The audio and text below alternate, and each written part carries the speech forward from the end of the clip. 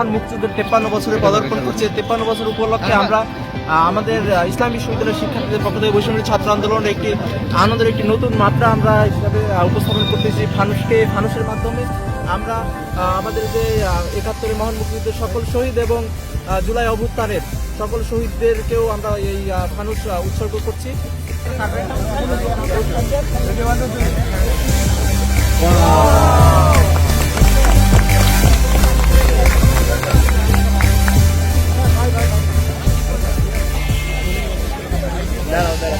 আসলে শহীদদের স্মরণ করার অনেক মাধ্যম আছে।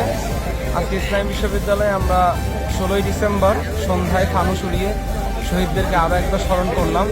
এভাবে বিভিন্ন প্রোগ্রামের মাধ্যমে আমরা তাদেরকে স্মরণে রাখতে চাই এবং বাংলাদেশ যতদিন থাকবে বাংলাদেশ চিরজীবী হোক, এবং এভাবে শহীদদেরকে বিভিন্ন প্রোগ্রামের